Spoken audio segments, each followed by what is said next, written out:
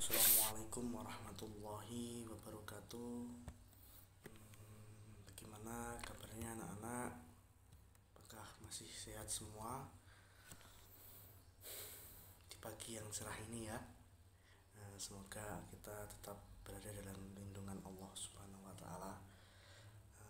Alhamdulillah kita masih diberikan kesehatan, diberikan kesempatan bertemu lagi walaupun dengan virtual, karena ya masih dengan situasi pandemi seperti saat ini. Mungkin sebelum kita melanjutkan pembelajaran pada pagi hari ini, sebaiknya kita berdoa dulu. Berdoa dimulai.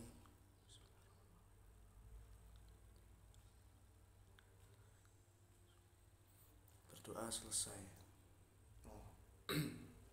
Melanjutkan pembelajaran dari kemarin, sekarang sudah memasuki bab 4 tentang Indonesia dari masa kemerdekaan hingga masa reformasi. Ada yang tahu persiapan apa yang dilakukan untuk kemerdekaan Indonesia dahulu, untuk mengadakan kemerdekaan?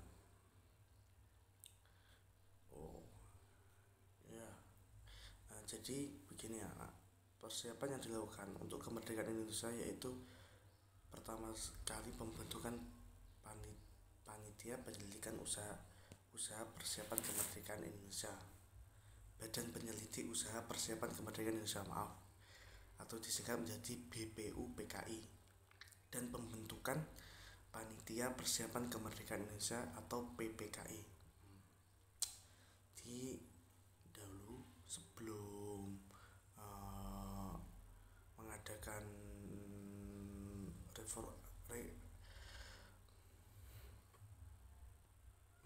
proklamasi pada 17 Agustus 1945, sebelumnya itu mengadakan pembentukan Badan Penyelidik Usaha Persiapan Kemerdekaan atau disebut BPUPKI, dan pembentukan Panitia Persiapan Kemerdekaan atau PPKI. Dalam BPUPKI itu ada berapa jumlah anggotanya anak? Ada yang tahu mungkin yang tadi malam belajar atau sudah tahu dari internet atau diceritain oleh tetangga ataupun orang tuanya, kakaknya mungkin? Oh ya, silahkan jawab Mas Adi. Ya, benar sekali, ada 9 anggota BPUPKI, yaitu pertama Insinyur Soekarno sebagai ketuanya, kedua Dr. Andes Muhammad Hatta sebagai wakil ketua, Raden Subadjo, terus Muhammad Yamin, Kiai Haji Abdul Wahid Hasyim, Abdul Kahar Muzakir, Raden Abi Kusno Cokro Sujoso, dan Haji Agus Salim.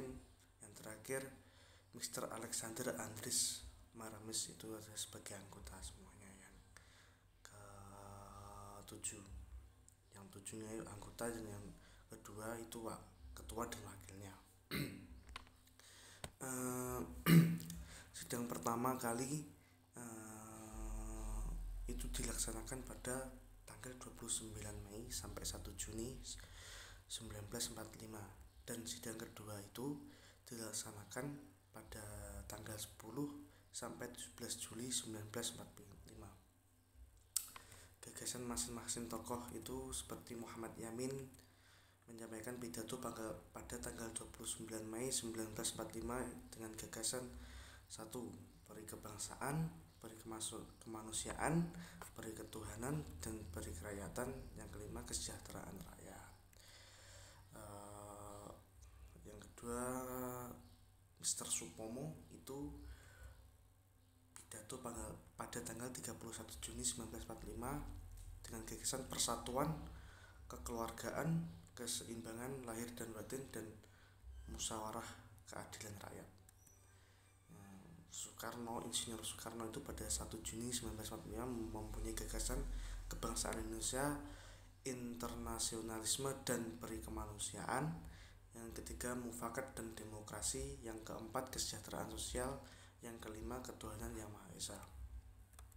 Dan rapat hasil PPKI menghasilkan beberapa keputusan yang penting membentuk NKRI, yaitu satu, pengesahan Undang-Undang Dasar 1945, yang kedua pemilihan presiden dan wakil presiden, yang ketiga pembagian wilayah Indonesia, yang keempat pembentukan kementerian. Nah, dan ini adalah, dan saya beritahu ya, susunan kabinet menteri Indonesia. Pertama yaitu ada satu menteri dalam negeri Wiranto Kusumo, yang kedua menteri luar negeri Ahmad Subarjo, yang ketiga menteri keuangan ada Marramis, yang keempat ada menteri kehakiman Supomo, yang kelima ada menteri kemakmuran Insinyur Surahman Cokro-Di-Surjo, yang keenam menteri kerakyatan Supriyadi, yang keenam menteri kesehatan Dr.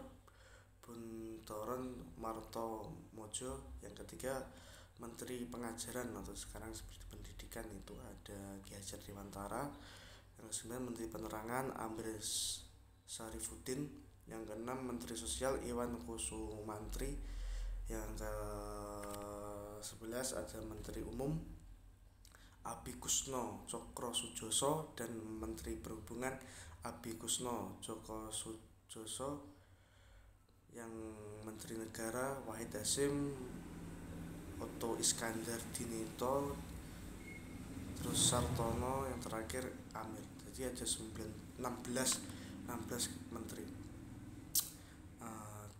Selanjutnya pada peristiwa Rengas Dengklok diawali oleh peristiwa penyerangan Jepang tanpa syarat kepada pasukan sekutu pada tanggal 14 Agustus 1945. Hal ini membuat para pemuda mendesak Soekarno-Hatta untuk segera melaksanakan kemerdekaan. Perumusan teks proklamasi kemerdekaan Indonesia dilaksanakan di Rumah Laksamana, Mida. Insinyur Soekarno menuliskan konsep-konsep proklamasi kemerdekaan Indonesia yang akan dibacakan esok harinya pada tanggal 17 Agustus 1945, dan Muhammad Hatta dan Ahmad Subarjo menyumbangkan pikiran secara lisan. Kemudian di naskah proklamasi diketik oleh Sayuti Meli. Perundingan Linggajati, ada yang tahu Linggajati itu apa?